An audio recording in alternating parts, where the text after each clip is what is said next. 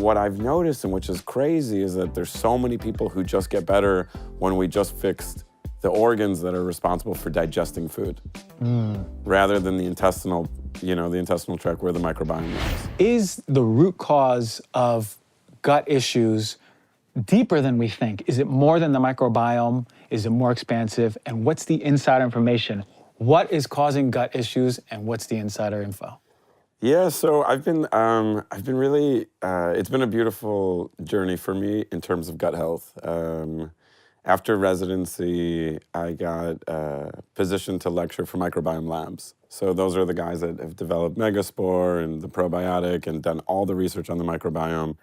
And so they really brought me under their wing and taught me everything. And so I had a huge amount of education, and then started seeing all these patients, right, because I was lecturing, and just, it was beautiful because I would see like directly clinical experience with what I was doing and their clinical correlations and their symptoms and functional labs and all that stuff. And so got a lot of experience with treating a whole host of dysfunction. And what's funny is it always came to me to the foundation of the gut, even before the intestine. So a lot of people think about the microbiome, but they don't really think about the different organ systems that are associated, right?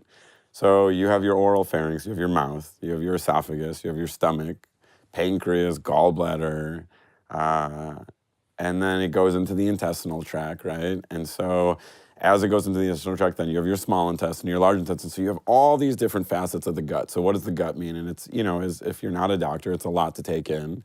Even if you are a doctor, it's a lot to take in. So I started understanding that one of the biggest causes of gut health is anxiety. Really, ultimately, right? And so, Joe Dispenza talks about this a lot. A lot of people in mental health talk about this a lot, is that we have two modes of our nervous system: fight, flight, or rest and digest. And when we are not in a fight, flight, we are resting and digesting, meaning that we bring in the blood supply to the proximal organs. And those are, I just mentioned, the stomach, the pancreas, and the gallbladder. And if those systems are dysfunctional, meaning they're not producing enough things to break down the foods that you eat, then the microbiome is secondary, because then it has to do the job of digesting the foods. And then depending on how many antibiotics you've had and how many heavy metals and mold and fungal infections and so forth, depending on how that's going, if your microbiome is also then compromised, that results in a whole host of issues. But what I've noticed, and which is crazy, is that there's so many people who just get better when we just fixed the organs that are responsible for digesting food, rather than the intestinal, the intestinal tract where the microbiome lives. Man, but we over here in medicine and research, we have a big magnifying glass looking at the microbiome, trying to organize all the species, put data, understand them, do all the research, isolate them. But really what you're talking about is what we as naturopathic doctors do, look at the whole system, and you're talking about upstream.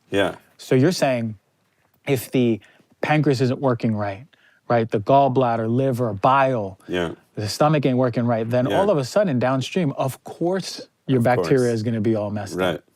So then that begs the natural question, what the heck? How do we start to optimize these organs, and what's causing them to be dysfunctioned in the first place?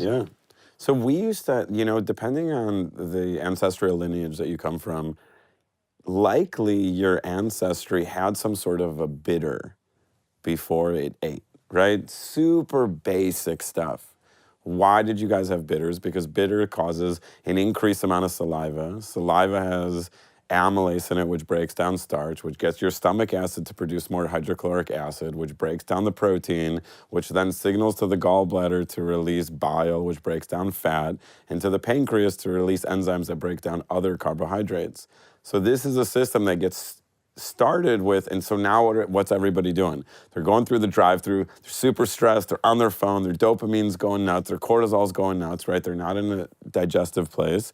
They're smashing food down. They're not getting, right? And it's usually like some typical standard American, right? Even if you're eating healthy, right? It doesn't really matter. Even if you're eating healthy, but you're eating in a rushed place, you're not getting enough production. That the juices take a little bit of time to make. And if you're not getting enough digestive juices flowing, you're ultimately getting unabsorbed food going into the intestine, in which case the microbiome then takes control.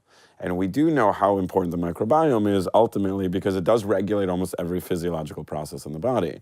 However, if you're not giving it the foundational elements and the right, like, it's like putting like the wrong type of gasoline in the car. The car can drive, everything needs to work functionally, but if the gas is wrong, the gas is wrong. The gas is wrong, exactly. Yeah. That's a good picture of the way to look at it, right? Yeah. So that is everyone. And look, by admission, me even, like I'm like, okay, I got a nice meal, but oh man, I really need to answer all of these DMs. There's too many questions on here, and I need to answer this text, and I need to look at my schedule.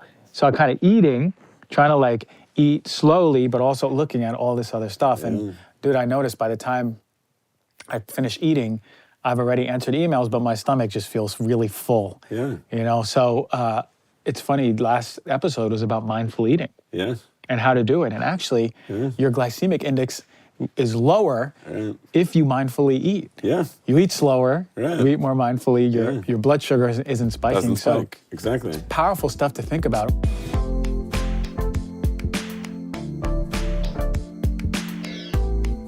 All right, one of our next partners that I've been using for such a long time, one of my favorite ones here on Heal Thyself, is Athletic Greens. It's useful. I use it every day. Why? I use it for energy, but when I'm on the go and I know I'm not going to be able to really make a big salad or make a lot of greens, I put it into my drink in the mornings and then I get out of the house really fast. Athletic Greens is important because, one, it doesn't taste super healthy, but it is. You know how those green powders have that earthy, kind of just dirt-ish taste to it that you don't really want to eat and you associate with healthy? Well, not this stuff. It's actually delicious. It's got a mix of vanilla and pineapple to taste. But what's in it is 75 high-quality vitamins, minerals, whole food source superfoods, probiotics, adaptogens. It helps you get your day started right. Contains less than a gram of sugar. And here's my favorite, no GMOs, no nasty chemicals, no artificial anything. And it still tastes good. It helps support better sleep quality, recovery, and for me, what I see the most, mental clarity and alertness. And it's a small micro habit, right? You do it a little bit every single day for a while and you notice big benefits. It's the one thing that I do every single day to help take care of myself. So regardless, even if I am having a salad and a bunch of vegetables, it's still going in my morning smoothie. I only partner here at Heal Thyself with brands that I believe in, you know this. Athletic Greens is one of them, and they're a great company focused on sustainability.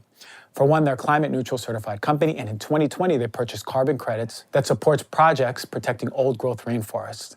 Now, additionally, for every purchase, they donate to organizations that help get nutritious foods to kids who need them the most, including No Kid Hungry here in the United States.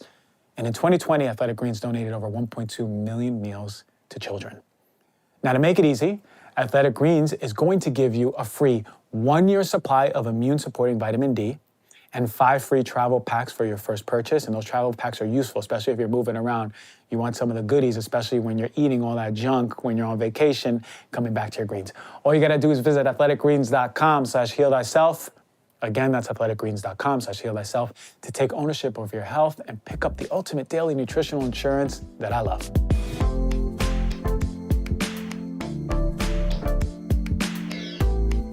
One of my favorite magnesium products out there is by Ned, and it's their Mellow Magnesium. It's a super powerful daily magnesium supplement. It's got amino acids and trace minerals. It ain't just magnesium, it's a combination of all the things that you need to take to help the magnesium really get in your body too. Taking Mellow Magnesium is really helpful for me at reaching goals for my memory, my mood, brain function, stress response, nerve and muscle health, and just overall sleep. With Ned's Mellow Magnesium, I'm experiencing better sleep because I'm taking it right before bed and I know it's really helpful. Less stress because I'm taking it in the morning also, especially with getting ready for my day. Less inflammation, especially after workouts. Ned's products are full of premium CBD and full spectrum of active cannabinoids, terpenes, flavonoids, and trichomes. You want it all of the goodies, all the ingredients that make it a whole product, not just an isolate, are in there. Ned's full spectrum hemp oil nourishes the body's endocannabinoid system, something we all have that responds to this really powerful medicine to offer functional support for stress, sleep, inflammation, and balance. Now become the best version of you by taking this stuff. You're gonna get 15% off of Ned's products with the code DRG. Go to helloned.com/DRG, enter the code DRG at checkout. Again, that's HELLONED.com/DRG, and you're gonna get 15% off Thank you, Ned, for sponsoring the show and offering our listeners a natural remedy for some of life's most common health issues.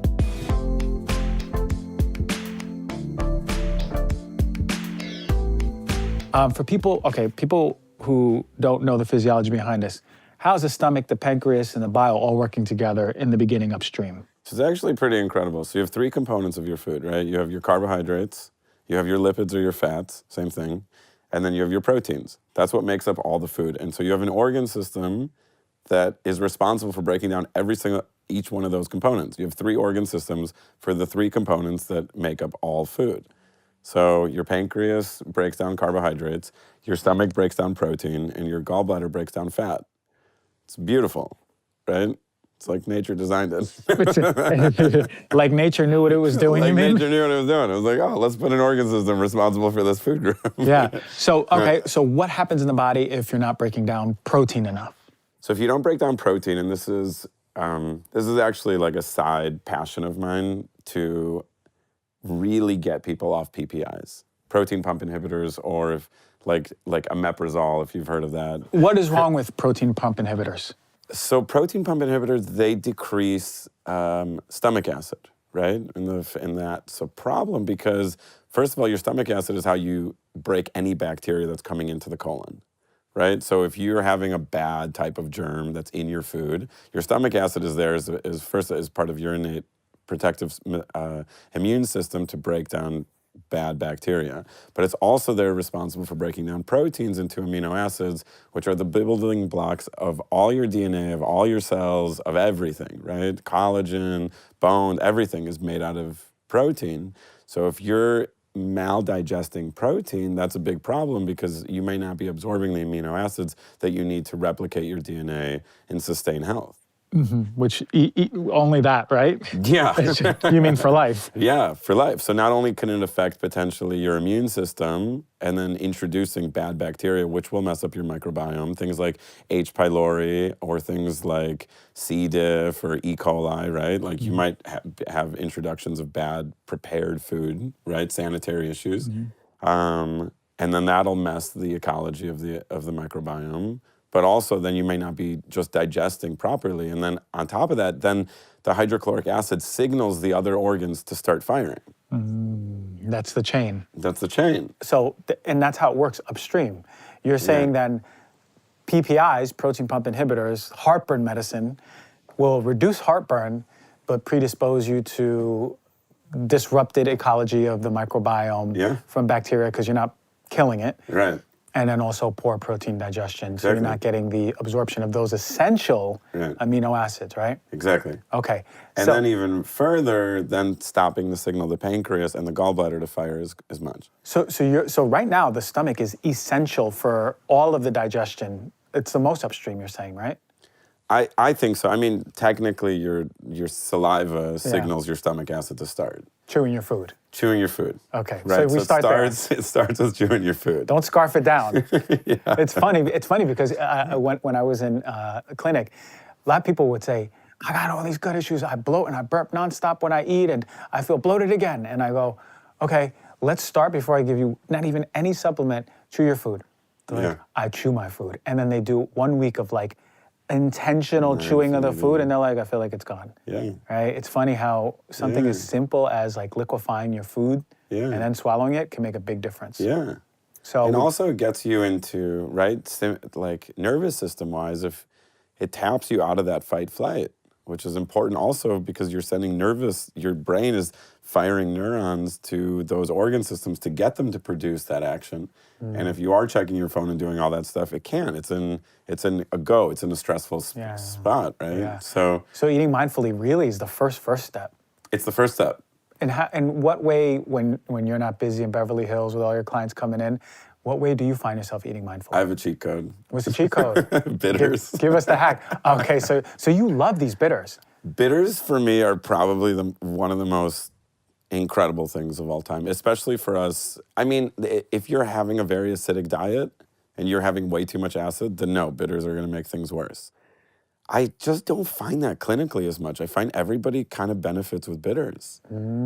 So I take bitters a few minutes before I eat, even if I eat quickly or if I'm on the go or whatever, bitters for me with a little bit of digestive enzymes, and that's the game changer for me. Really? Yeah. So you love the combination. And bitters, for all people who don't know, we know them from like the bar when they add bitters to our drink. Exactly, yeah. It's the same deal. It's anything that causes like orange peel, for example, that causes that saliva production, hydrochloric acid, gets our body prepped and ready. Yeah.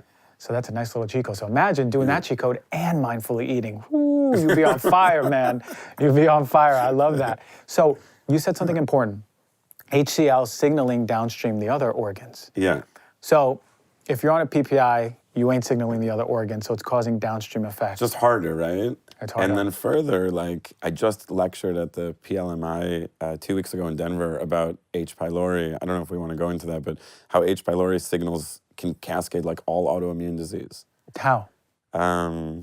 It turns on the inflammatory cytokines that are responsible for the induction of autoimmunity. So poor stomach acid, you're saying? So if you have poor stomach acid, H. pylori is passed person to person or dog to person. It's actually common in households. It's everywhere. It's like 30% of the population or more, 40% of the population carries this. So it's a natural organism. But what happens is it'll affect the part of the stomach that's kind of poor for hydrochloric acid. It'll invade it, and this is what causes ulcers. So when people have even like mouth ulcers, mouth ulcers, any ulcers in the body, H. pylori is usually the bacteria that causes that. So H. pylori will then create this inflammation, and then this long-term inflammation will literally bore into the lining in the stomach and then turn on these cytokines, which are these inflammatory immune molecules that will then turn on autoimmunity. That's crazy to think. Crazy to think. Crazy to think that H. pylori could be the cause of autoimmunity. Yeah. Because so many people suffer with autoimmune disease, and So we many. talk about all the things, but could really, and this is why a lot of people say gut health, autoimmunity could be the big connection, aside from like the leaky gut, what everyone's talking about. This might be the most upstream thing. Yeah, the most upstream thing in the creation of autoimmunity that I've discovered so far. Wow, okay, so H. pylori is there. It's disrupting your ability to release. It releases urea and ammonia, which then neutralizes the pH and shuts down the further production of more hydrochloric acid. So it can live. So it can live. Wild. And then we're suffering because then we start having to go, okay, what's happening? My digestion is poor. And now if you're on a PPI, like... Right. Because oftentimes it is a big sign of H. pylori infection heartburn. Do we see that? It's more ulcerations. I guess it could be heartburn. Yeah, I guess it could be heartburn. It's more pain. H. pylori is like really like epigastric pain, potentially belching, but then it could like ulcerate into the stomach and then create bleeding. And if we have mouth sores, that might be a sign? H. pylori can cause mouth sores, so canker sores, that kind of stuff, that could be H. pylori also. Because a lot of people say, hey, Dr. G, I keep getting mouth sores. It's getting worse. What's happening? And little do they know it might be H. pylori. It could be H. pylori. All right, so the pancreas. Yeah. Ooh, man, like this is the organ. I worked in oncology. I saw a lot of pancreatic cancer, and this is the craziest one of all. You said its role is in breaking down carbohydrates. Very important. Well, one of it. I mean, it releases insulin, right? Beta cells for insulin management. It has a bunch of functionality, but pancreas health is so vital, and I think it's being left out of the conversation. How many times do you hear someone on a podcast going, listen, I am the foremost expert on pancreas health, and I discovered all these things. Right. But, okay, so like I'm listening to this, viewing it, and I go, okay, I have a pancreas. I want good insulin, and I want to break down my carbs the right way. Yeah. How do we start doing it? How do we give love to our pancreas? To me, the only way that I've seen is helping it. Well, we could go into the weight loss part if you want. Of course, everyone wants to lose weight. So the latest craze is something called Wegovy, which the compound, so that's the brand name, and the molecule that's the responsible drug is called semaglutide.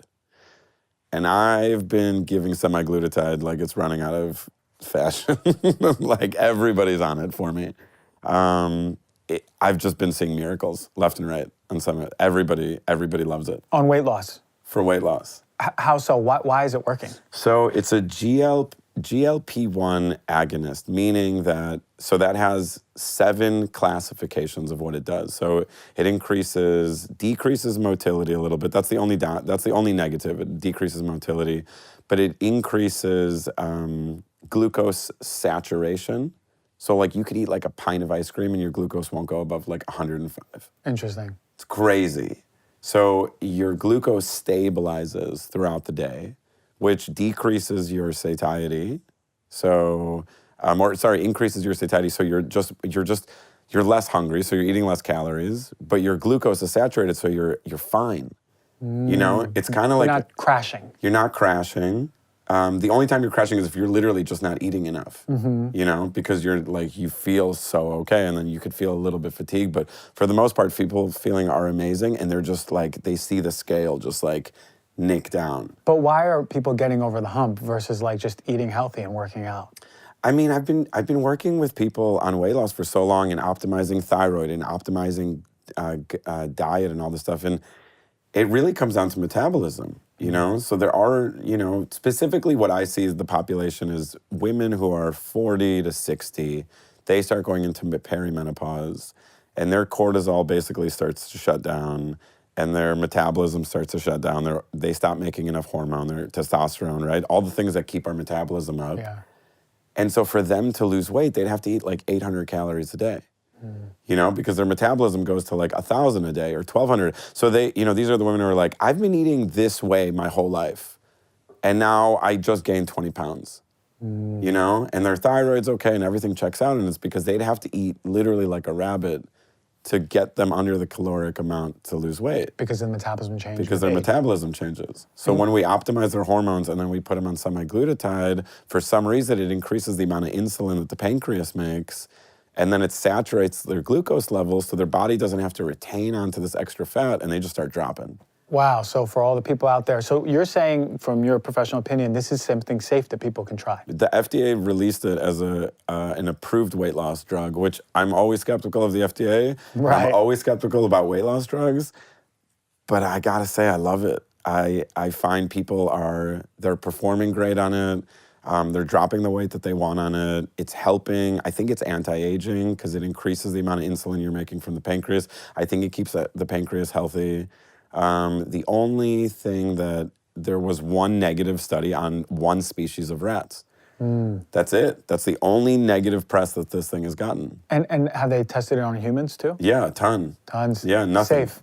Yeah. Interesting. That's why the FDA approved it. I love this. I love to hear that. I mean, I was like, this is too good to be true. And then I was like, and then I started using it on myself and some patients. And I was like, this is crazy. How about I come to you before summer? Yeah. 3 months before summer. Let's do it. And we'll get a nice summer, sweet summer some vibe. peptides, some stem cells, I love that, some man. semaglutide. I love that. Okay, transform your body. Well, thanks for bringing that because I personally haven't been in that world. I haven't heard about it. Yeah. So now we're seeing the pancreas. We got, you know, for me, it's like I think about the pancreas and root vegetables or foods that kind of look like sweet potatoes for the pancreas. So really looking at what sort of foods are, one, balancing your glucose. Yeah. Good amount of fiber, taking out those inflammatory foods, high sugar foods that are overworking the pancreas. But now we're moving downstream. Yeah.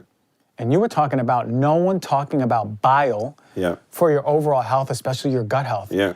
Why is bile so important to gut health? So I actually think so all 3 organs are incredibly important, right? So pancreas is incredibly important for breaking down your carbs. Stomach, obviously we just talked about the importance of that. But everybody's leaving gallbladder out of the discussion too. And bile washes your duodenum before you eat. And somebody told me recently the consistency of our bile apparently is changing. Yeah, he literally pulls me aside and he's like, because he heard me talking about gallbladder, and he was like, I just want you to know, like, it's very accurate because I'm seeing actually the consistency change. It feels more like sand now, and it should feel like mucus. Wow. And for those who don't know, what is bile doing? So bile lives in your gallbladder, and bile emulsifies your fat so that your body can absorb fat. So think about like if you put oil and water together, they separate, right? So what we need is the fat to be broken up so our bodies can take it in. So they're not separated like oil and water. And so bile will come in, it will emulsify, or what soap does to oil, basically it'll open it up so that the body can absorb the fat. the same concept as oil and water. So, but this is the thing that's most left out. Bile is a salt, and all salts are antimicrobial. So if you want to break the bad bacteria in your gut, you need a certain amount of natural antimicrobials to come and wash the intestines, to kill the bad bacteria, to present for the healthy ones. And that's the function of bile. And that's not what we're thinking about. No. So, okay. It's crazy. To me, gallbladder bile is so vitally important. And then, you know, and this is what's crazy in the conventional world, they're like, oh, you don't need your gallbladder, just take it out. Right. Everybody's got their gallbladder out. I'm like, no, you need your gallbladder. Well, it's there for a reason, right? It's like nature had a plan, right? Yeah, it's like, that's so vital. Like, to me, when I think about, I'm like, that's so vital. So I put everybody on bile who has no gallbladder. And I find that their health incredibly, like, enhances. So what about people who do have a gallbladder? What are we doing? How do we have not sandpapery bile, but good flowy, antimicrobial, mucousy bile? Have you heard of TUDCA? Yes. Okay. Yes, TUDCA. CA, yeah. TUDCA is very interesting. I've been using TUDCA. Dandelion root extract is the most famous, what's called a cholagogue, or remover of bile. And then I give pancreatin with ox bile. I do bile from oxes. And that seems to help stimulate. So so it just goes down to like physiology and kind of what's missing. And I do a gut analysis on most people to see which one of those organs, so it's the digestive markers that I'm always looking at. Yeah. Which one of those organs are not functioning properly.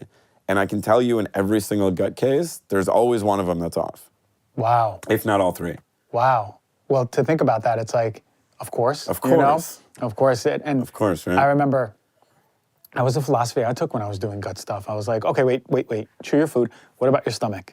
You know, okay. What about the pancreas? What about the gut? What about the bile? Yeah. What about the gallbladder? Yeah.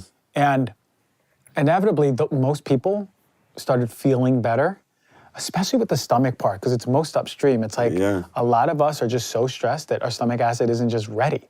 You know, it's just not signaling anything else downstream. Yeah. But I love that we talked about bile, because again, you don't hear someone going, hey, listen, I'm the foremost bile expert. I got to tell you all about this bile stuff, right? So it's really important to have that conversation, because, man, surgeons are just taking their scissors and clipping out the gallbladder and throwing it in the trash. And you're like, you're good now. Yeah. You know, but it's not, it's there for a reason. Yeah. Powerful stuff. What about, and I love that we talked about that weight loss drug, man. This is I'm telling you, man, I can't wait to be all lean up for next summer. Summer 2023. I'm stepping in there, man. Wait till I do my heal thy six pack. That's what it's gonna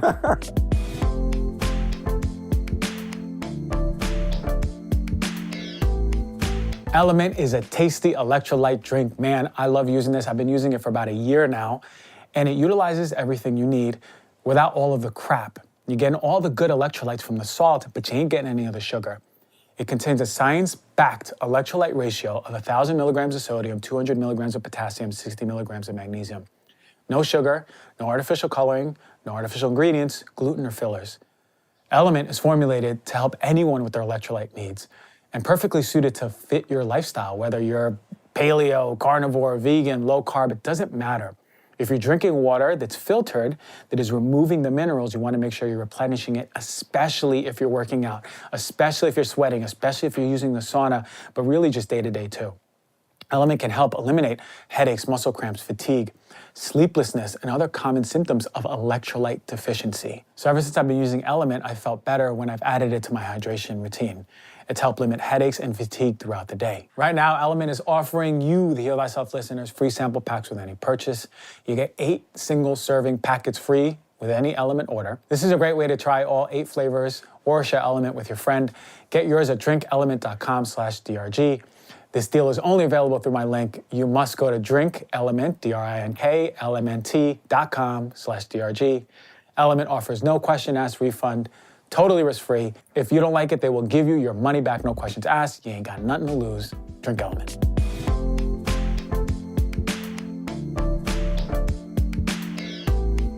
You know that I'm not a fan of my house smelling like strong chemicals. It is one of my biggest pet peeves when I walk in a house and it smells like synthetic fragrances left and right.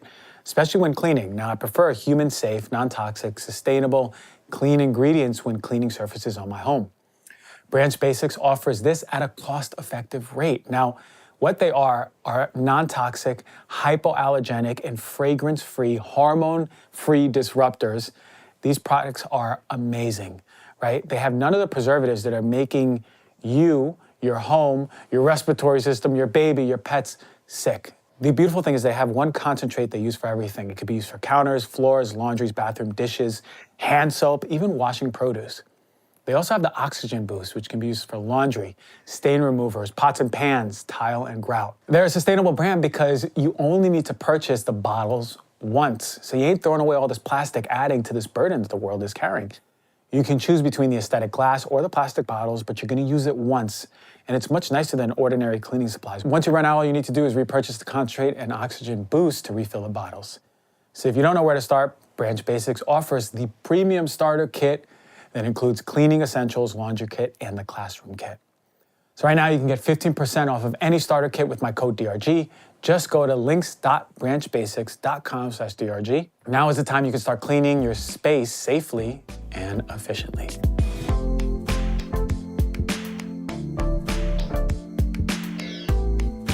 You do some stuff in your clinic, and it's called stem cells.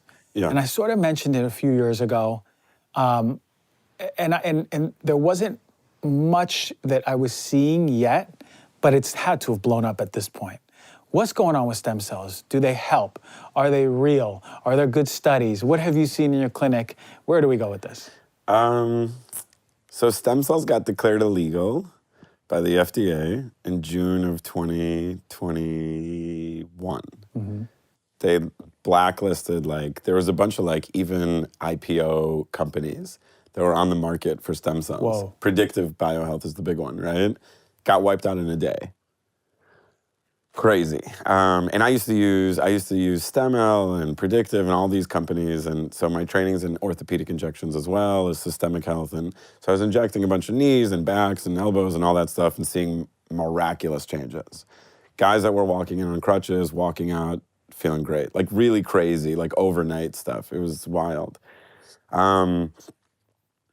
I've been able to keep some of that miracle going, but now I've been doing exosomes. And exosomes are kind of don't talk about it.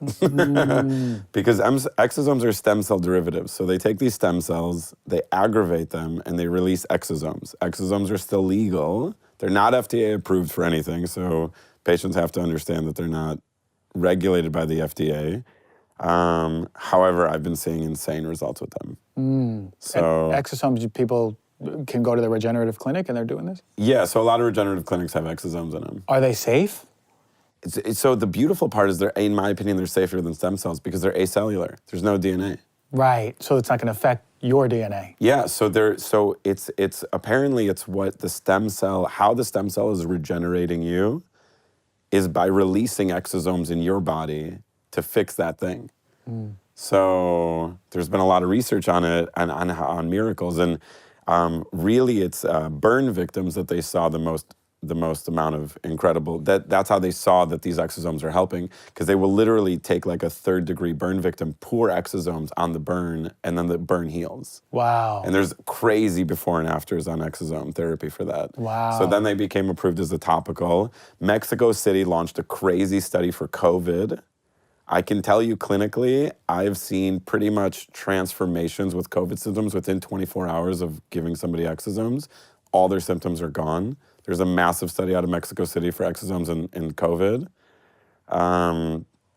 And then, when we put them in joints, that's it repairs the joints. Even for people who have had arthritis for quite a while? Especially arthritis. Wow. Degenerative diseases of the spine and... Depends if you can put them into the... I can't do that by law. I can't put them into the disc. Okay. But you can do the facet joints, right? As naturopaths, we can put them in and around the facet joints. So that heals arthritic conditions in the spine. And wow. So anywhere you put them, man, they're amazing. Exosomes. So do you think that they will be growing in popularity, more studies, more... do you think, where is it going to be in 5 years? Or is the FDA going to go, nope, healing too many people. We need them drugs for your joints? Yeah, I think the latter. Oh boy. Oh boy. Well, thank God for the weight loss drug. Yeah, right. I hear you, man. I hear you. Yeah, I don't know. I'm so scared of the FDA seems to be trying to limit the exposure for everything lately, right? Glutathione, they took away desiccated thyroid recently. There was a they've been taking away a lot. B12 was on the list of things that they wanted to take recently. Yeah, I saw that. Was the other There's one? just a massive campaign against natural care. Yeah, I mean, You know? it's concerning, and it's a legitimate conversation. Like, what is happening? And then stem cells were fine forever, and then now they're illegal.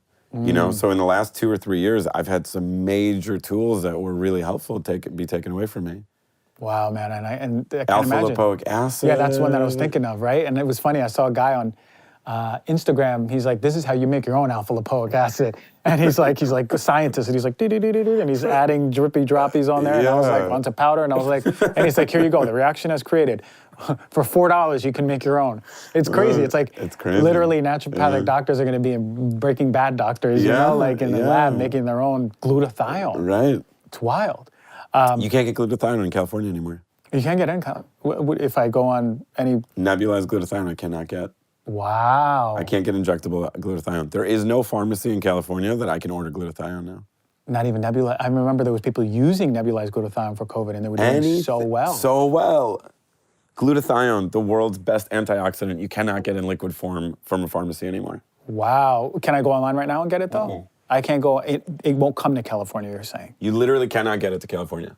Wow. So I got to go out of the state just to pack up my glutathione and then come back with it. But you need a doctor order it. You can get powder. Right, for sure. But if you want to breathe it in, if you want to put it in an IV. Yeah. And that's crazy. You can't get it. That's gone. Glutathione's gone. Listen, I've been out the game so long, I don't even know what they're taking out from under the rug. But by the time I come back, I'm going to put on a white coat and be like, what the hell happened to my repertoire? Yeah, exactly. My dispensary, half of it is gone. Like, I might have a year left in clinic. I mean, there's a whole thing on supplements now that they're trying to come after. Oh, boy. That's scary. I don't know. It's a beautiful time because of how much knowledge we have. And it's also such a scary time because they're trying to limit our ability to help. Yeah. You mentioned about hormones, and I want to talk a little bit about this. There's a lot of people suffering with hormone disruption. Yeah. A lot. And I think it's a big driver for so many of our diseases. Yeah. First of all, why are so many people's hormones all over the place out of whack? Yeah. And what are some of the best things that you do or you recommend as a doctor for bettering your hormone status? Testosterone, progesterone, estrogen, cortisol, all of them. Yeah.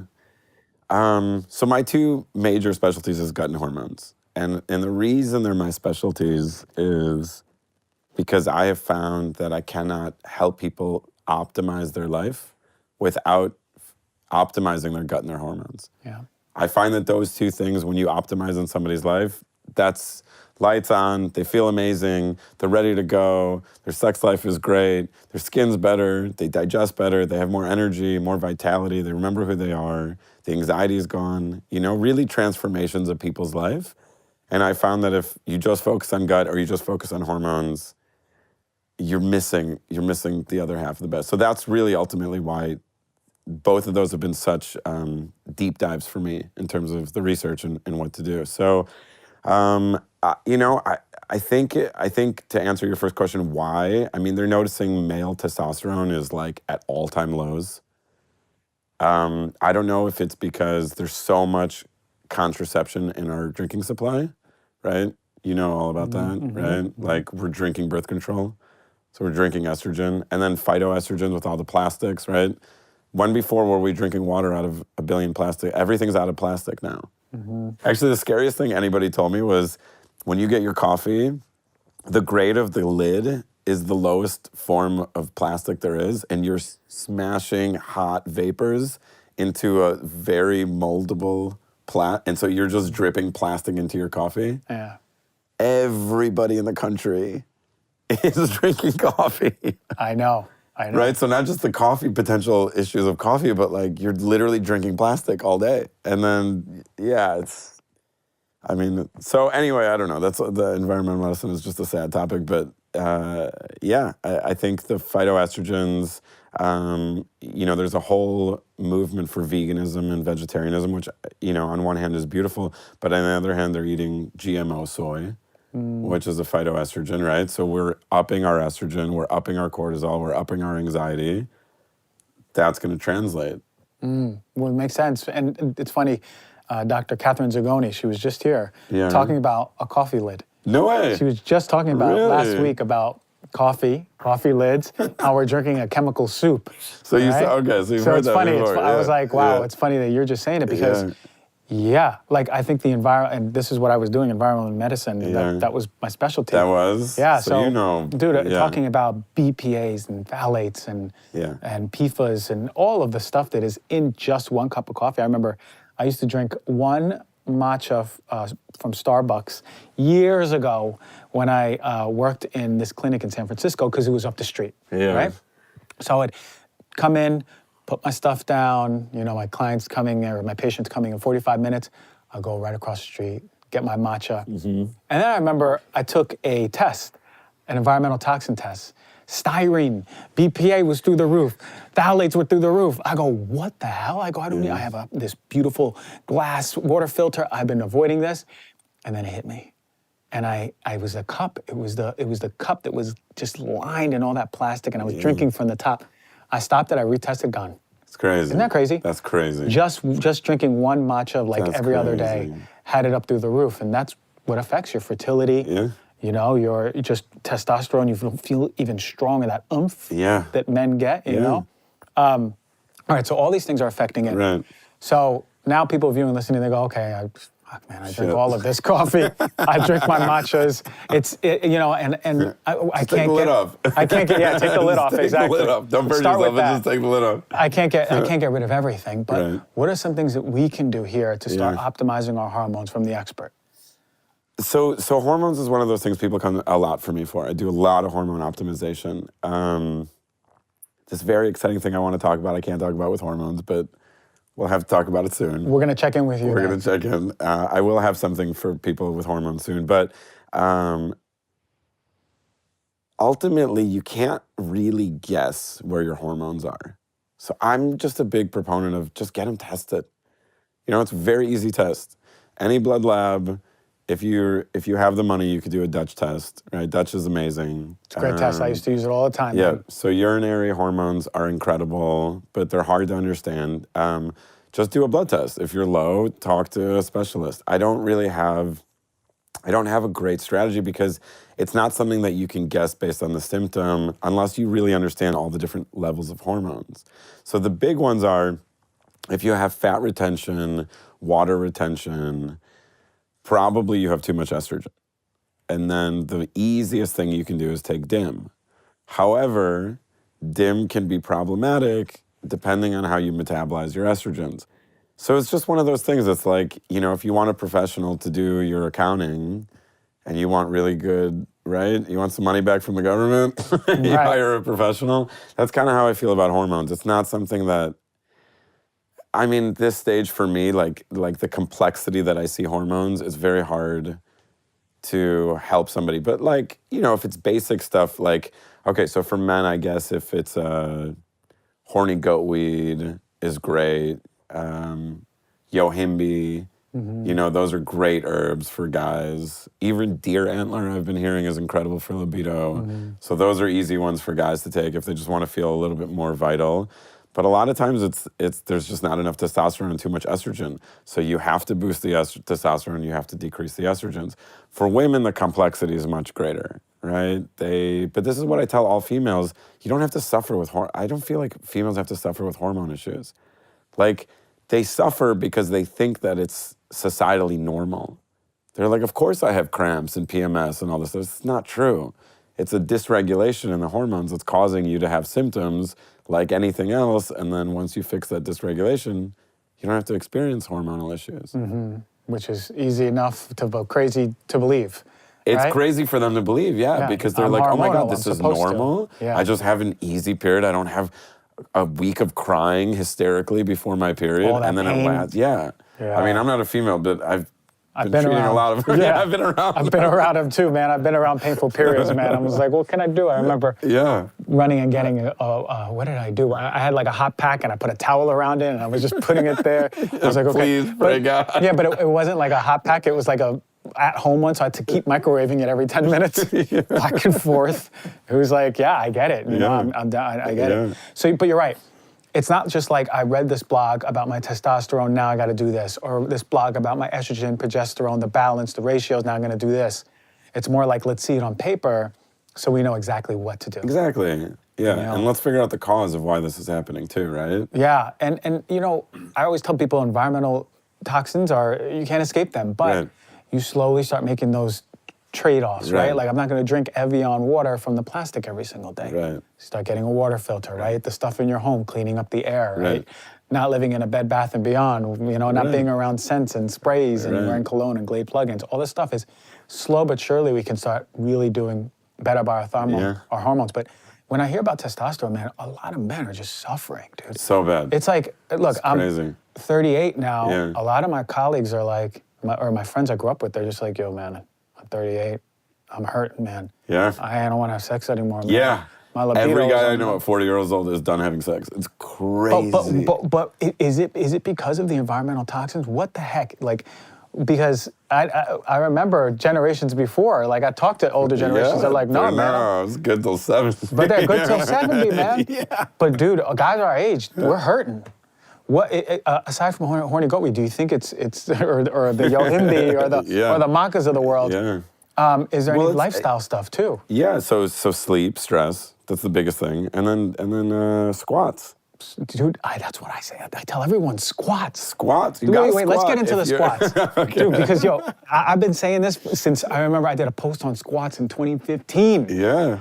Why are squats so important for men? Because that's where you make your testosterone from your legs.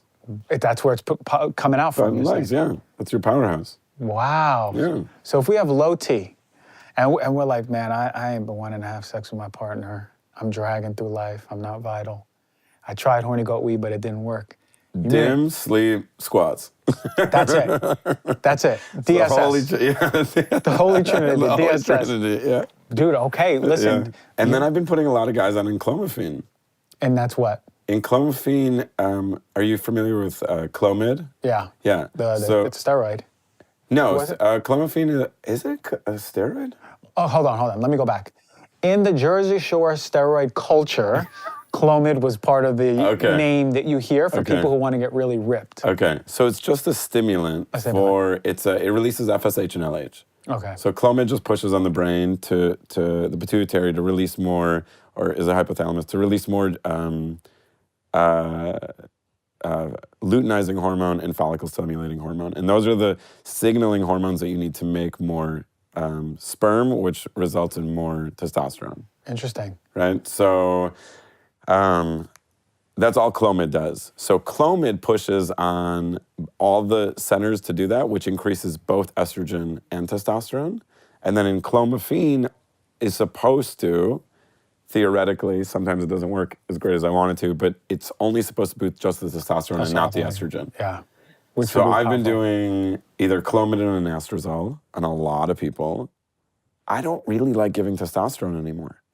And why? Because I know a lot of clinics around here, they do testosterone shots. Yeah. And a lot of men ask, hey, Dr. G, put me on some... I'm 40, should I go on testosterone shots? Way too early. Too early to do it? Way too early. I don't put people on testosterone until they're late 50s. Late 50s, if until 60. And why? What's the negative effect? Because I can get there, because why put them on testosterone? First of all, it's a shot every week for the rest of your life. That's crazy, right? That's crazy. If you don't need to, if you need to, whatever. But if you don't have to, I can give them clomiphene, which is a pill or two a week, and it boosts their own production. So what's better than your own source of hormone? Right. Right? If I don't have to give you hormone, I can make you make your own, right? And that's better. Yeah, I'm always worried about exogenous sources anyway. Yeah. You know? So, I mean, it's fine. Like, testosterone injections, if you need them, are fine. And if you can't boost, but this is what's crazy. Like, I've seen a bunch of guys who are like, oh, I've done testosterone shots for 4 years. I'm like, let me get you off that. Let me see what your body can produce. Nothing. It's in the hundreds. Like, awful. Great. Let me give you Clomid. High dose Clomid. Let me really push that signal. They can't make it anymore. Wow. I've seen that so many times.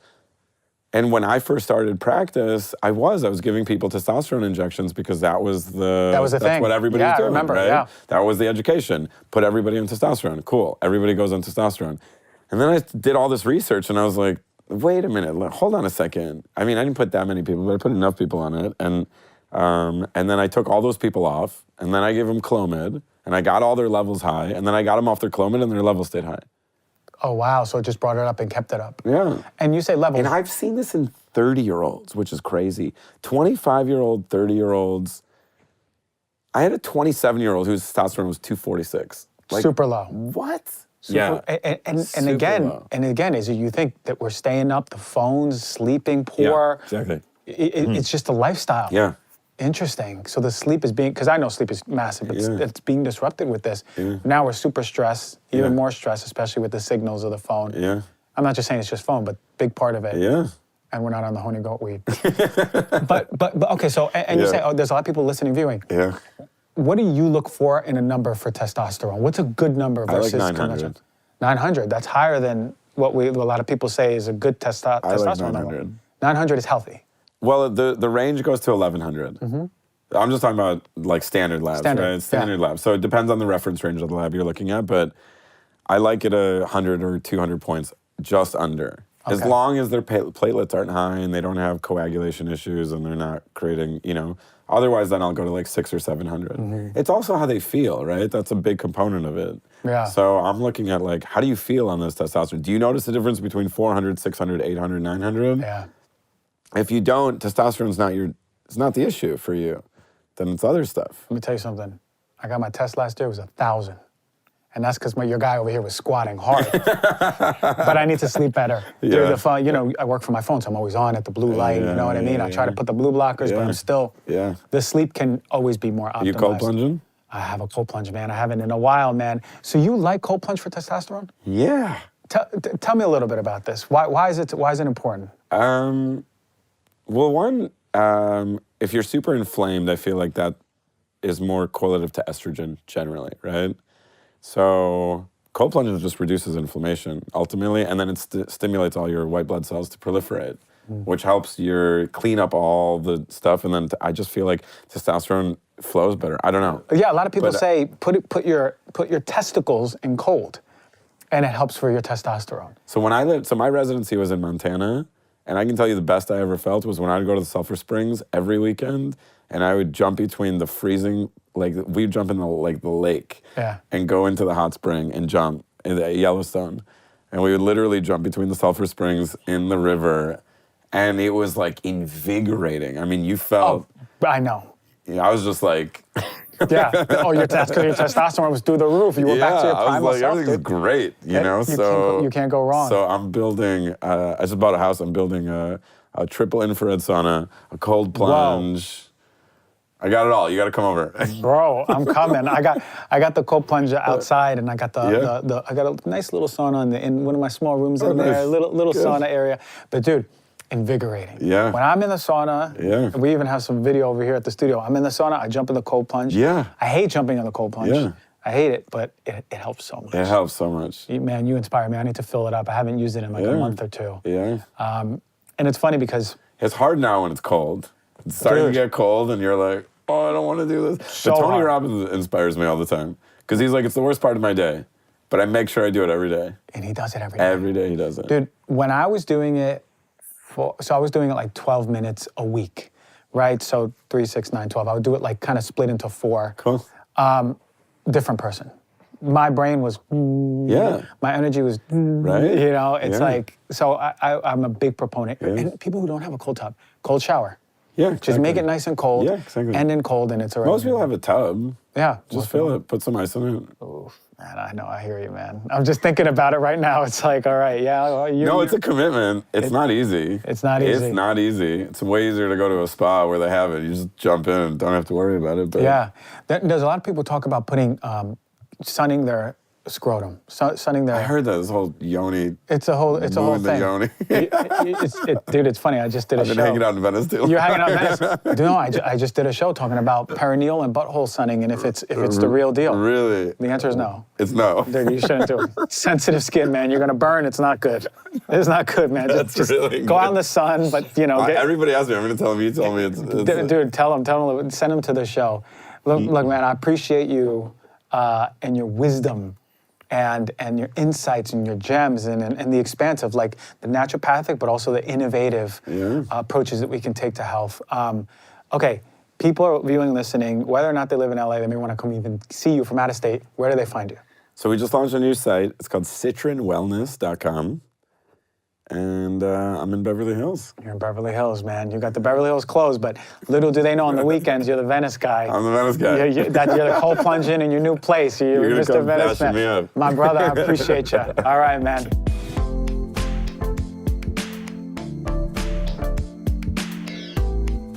Man, it's been a year in the making, and the Heal Thyself merch is finally here. You know, it took a while to find companies that are organic or sustainable. It's the only thing we want to bring to y'all with the spirit of Heal Thyself, right? You want the best of the best. You want the cleanest stuff going into your body and making contact with every single day. So we have an incredible Black Friday sale for this merch. This is available from Thanksgiving to Cyber Monday. But don't miss out, because here's what's happening. If you spend $150, you're going to get 10% off. If you spend $200, you're going to get 15% off. The holiday season is coming up, and this is an incredible gift idea. Listen, if you got a loved one who goes, hey, I love Heal Thyself, I love listening to all the shows, it's been helpful, then give them the gift of the Heal Thyself swag. Get them a hat, get them a hoodie, get them a shirt. If you yourself are a supporter of the show, and we got some awesome designs, rock that swag and walk around and represent, because if Heal Thyself is changing your life, it's not only a podcast, it's a movement. So go to hts.today to get your official Heal Thyself merch. As you know, it's all USDA organic cotton, and the sweatshirt is hemp. It's the best of the best stuff out there. Comfy, cozy, stylish, all for you Heal Thyself listeners. Much love.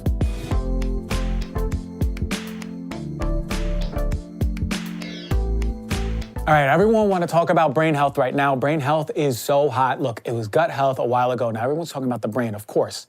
A lot of us are becoming mentally imbalanced. And our mental imbalance is a lot of the ways coming from the disruption, yes, between our gut, but the inflammation that's happening in our brain. And we are living in a world through nutrition and environmentally that is putting a burden on our brain health. So it would behoove us to understand there are things out there for us that can really, really benefit us and our health of our brain, reducing inflammation and really adding to the vitality of it. But before we go into that, I want you to understand BDNF is an essential chemical. I did a show on this back in 2019.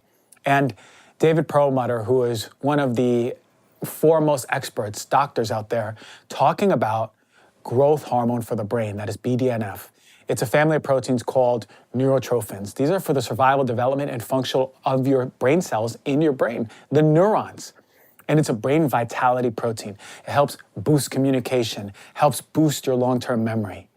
What's neurogenesis? This is the growth of new brain cells. BDNF activates that, but it also helps in neuroplasticity. This is the new connections between brain cells. Now, when it comes to cognitive diseases, right, neurocognitive diseases, ones that break down your brain like dementia, BDNF is found to be reduced. It may also be reduced in healthy people who have a predisposition to dementia. So BDNF is really essential to optimize even when we're in our young age as we get older, to make sure we're putting ourselves in a place to have really strong focus and cognition when we get older. Sex, age, and smoking status are associated with BDNF levels and dementia risk. Consistently, we see, especially in women, the theory that BDNF interacts with hormonal changes, and that may drive dementia. It may be actually a predictive biomarker for future dementia risk or prognosis in dementia patients. So there was a study in the Journal of American Medical Association, JAMA. Boston University measured baseline BDNF levels in a group of adults and followed them for 10 years. They found that those individuals with the highest baseline level of BDNF developed dementia 50% less often compared to those with the lowest level. Very important to think about how important of a biomarker BDNF is in the body. But not only that, not just dementia, it's also linked to depression, OCD, schizophrenia. So BDNF and physical activity go hand in hand. The majority of the US adults are not even coming close to 150 minutes to moderate to rigorous exercise. I'll say that again, 150 minutes in the week. And we don't know the exact mechanism, but we know that BDNF plays a major role connected to exercise. Now, it brings blood to the brain. It increases brain tissue growth, right? Especially when it comes to the cellular genesis. In a recent study in the Journal of Neurology, Alzheimer's biomarkers were reduced in dominant mutation carriers with a high versus low level of physical exercise, right? Another recent study showed that even moderate exercise may be beneficial in reducing Alzheimer's pathology. BDNF is released from the brain already at rest, but it increases 2 to 3-fold when you're working out. Now, in healthy humans, there appears to be a positive linear relationship between exercise intensity and positive short-term effect of acute exercise on BDNF levels. Continuous moderate to higher versus HIIT workouts, HIIT being a bit more measurable for BDNF. So movement for about 20 to 30 minutes a day at a higher intensity has been shown to be really beneficial for BDNF. But not only that, what about stress? Now, we talk about stress being one of the major drivers for aging, right? Increasing our biological age. So we may be 35, 36, 37 years old, but our biological age may be in the 40s. Stress and environmental toxins are the big drivers for this. But when it comes to stress, it's going to affect your brain cognition. You ever notice when you're really stressed, whether it be physically, like you didn't really sleep, you haven't been eating crappy, you haven't been exercising, and you're kind of out of focus, you're just not there, or you may be really stressed, have a lot of things going on, and you're not really there. Brain cognition is really, really important. And the lower amount of brain cognition with the higher amount of stress, you're going to get lack of attention, lack of memory. It's going to additionally ramp up the anxiety centers in your brain, right? Animals with prolonged stress reduces the prefrontal cortex activity, and higher order tasks that need to be done are reduced. You have more trouble doing them. And it activates the amygdala. This is the survival part of our brain. We become in survival mode. We live our life in survival mode rather than understanding higher order tasks and bringing our awareness there and being able to complete just because we're stressed and stressed and stressed and our brain becomes inflamed. We believe that all of our brain structuring happens in infancy and childhood, right? And then it's our brain the rest of our lives, but no, that ain't true. Neuroplasticity is the concept of our brain always moving, malleable, growing, shrinking, rewiring every single day. Now, chronic or acute stress and cortisol decreases BDNF, and it's been seen in the rat's hippocampus and their prefrontal cortex, right? So again, putting them away from those higher level thoughts and into the amygdala where they're in survival mode. Acute stress more significantly decreases BDNF.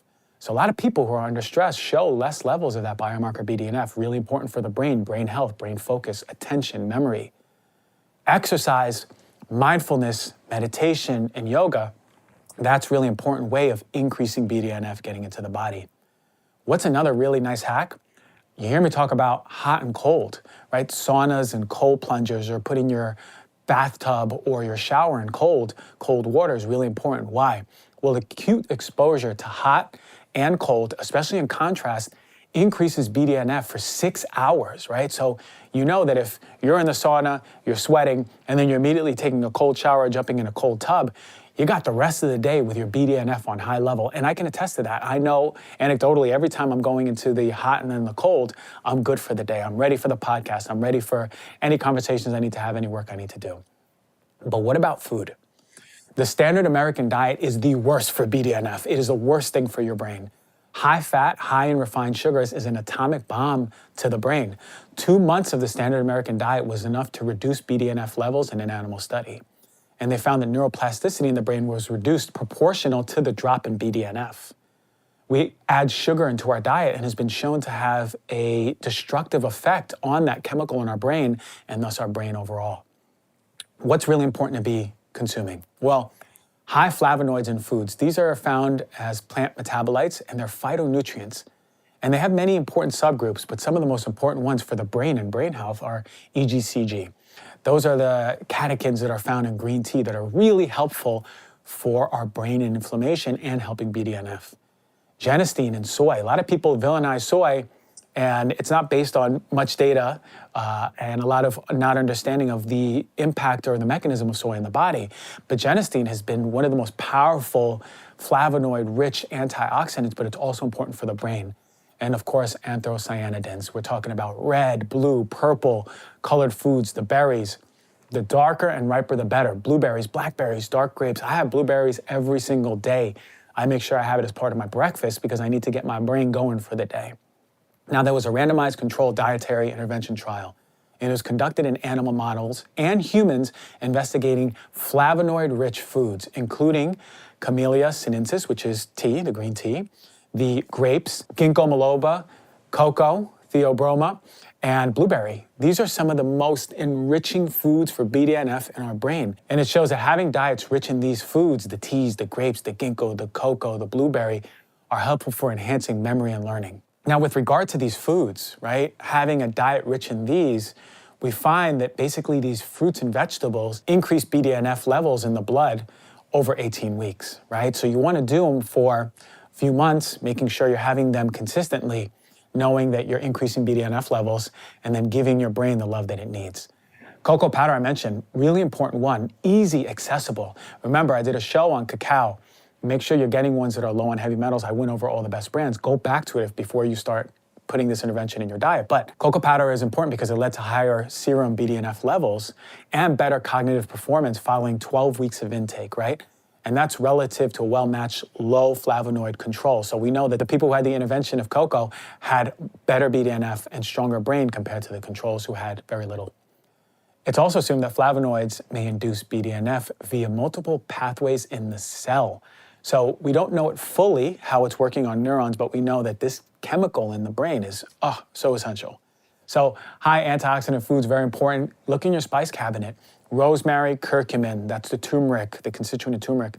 Using these every single day. Cayenne's not on here, but I guarantee it's going to be helpful for BDNF. We don't know it yet. Maybe there's a study since the show. Gut-brain axis. Oh my God. So important because now we need to understand that it ain't just the brain, it ain't just these foods, but it's the state of your gut. Now we're not clear how the gut microbiome affects the brain function, but it's believed to be through various routes. We know that some of the metabolites produced in the gut cross the blood-brain barrier. Butyrate, which is made in the gut via the fermentation of non-digestible fibers by bacteria in the colon, well, that's essential when it comes to the brain. It's a primary energy source for specific bacteria, but it's also good for your brain. What this is a vital and mutually beneficial relationship between your brain benefiting with butyrate and your gut eating up that butyrate or creating it as a metabolite. Resistant starches were the highest for creating and helping the brain. Oats, rice, beans, legumes, potatoes, yams, green bananas, all the stuff that the carnivores ain't telling you to eat. Cellulose, cruciferous veggies, leafy greens, nuts and seeds, sprouts, squash, whole grains. Again, foods that are so essential evolutionarily for our gut are also helping our brain.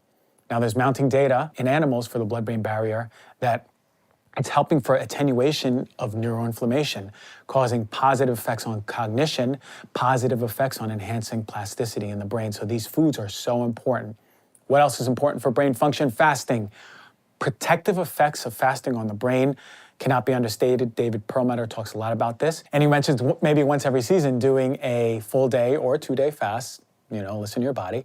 But what happens is sugar stores deplete after 10 or 14 hours, and the ketones are created in the brain. This is the basis of the ketogenic diet, which is not sustainable in my opinion, but in this fasting window, ketones, which are brain protective, are stimulating the production of BDNF. And in one study, mice 1 day off and 1 day on increased BDNF levels by 50% on fasting. So other pathways that are activated when you fast are detox, inflammation, and mitochondrial growth. Sunlight is likely going to be helpful for BDNF. We don't know fully the data on it yet, but we also see that vitamin D may or may not be associated with BDNF.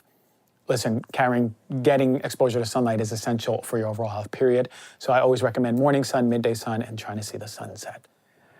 What about supplements? A lot of people love supplements. They want to know what they can get. Well, Yale researchers showed that a single dose of psilocybin given to mice prompted an immediate and long-lasting increase in connections between neurons in the brain. The authors of the study said, we not only saw a 10% increase in the number of neuronal connections, but they were on average about 10% larger to the connections and stronger. So, very important to understand that psilocybin was increasingly important in this study for showing the connection between brain chemistry and brain cells, increasing BDNF and having stronger brain overall function.